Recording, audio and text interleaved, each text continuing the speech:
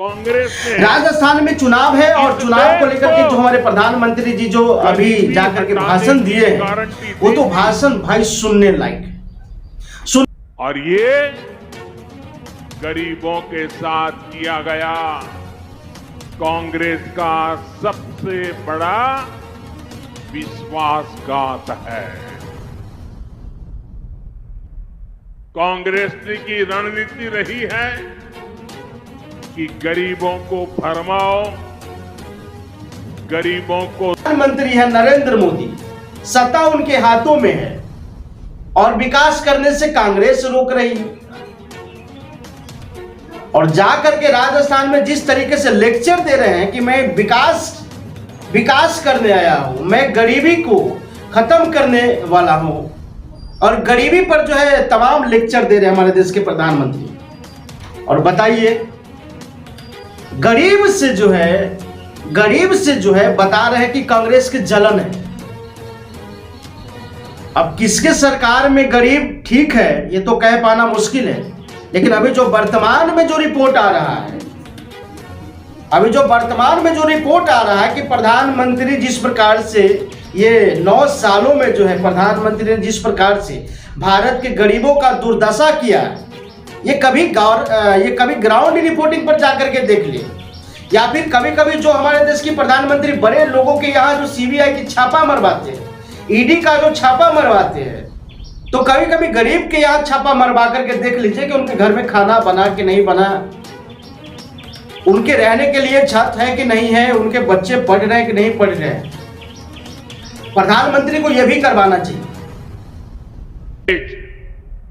100% होने में 40 साल और लग जाते और कितनी पीढ़ियां बीत जाती।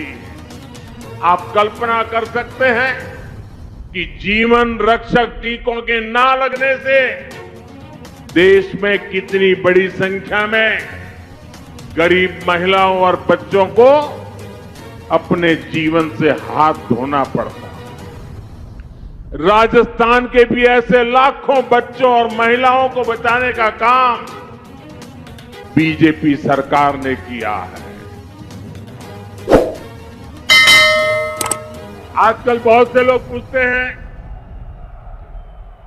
कि देश में जो विकास के बड़े बड़े काम हो रहे हैं उसके लिए ये मोदी इतने पैसे लाता कहां से है।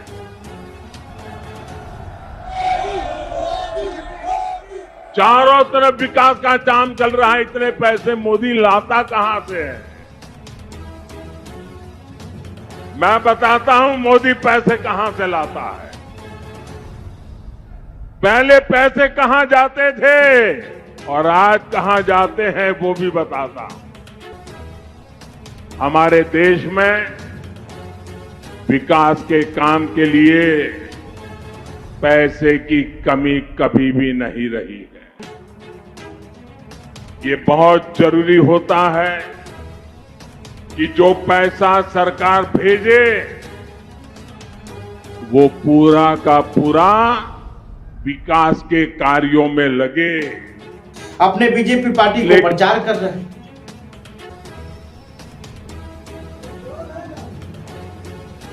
और राजस्थान में जाकर के गरीबों के ऊपर लेक्चर दे रहे हैं, क्योंकि राजस्थान में भी बहुत सारे गरीब हैं।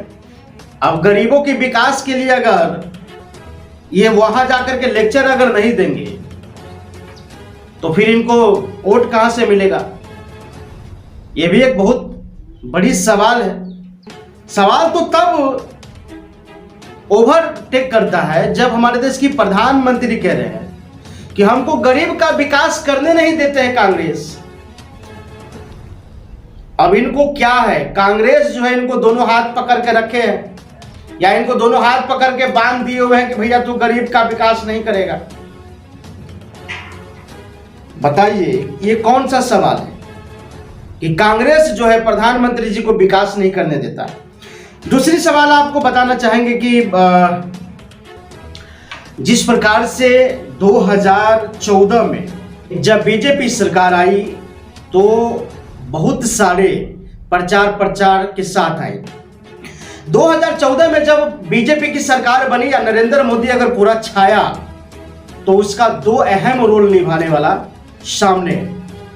एक, भारत की तमाम जो गोदी मीडिया है उसने नरेंद्र मोदी को इतना हाईलाइट में लाया कि मोदी को जो है बच्चा बच्चा पहचानना शुरू कर दिया। दूसरा था कि वह बाबा रामदेव जो पतंजलि के डायरेक्टर है, जो पतंजलि के मालिक है, लेकिन जो चोला पहन रखे हैं, जो लिबास पहन रखे हैं, वो साधु संत के लिबास पहन रखे हैं।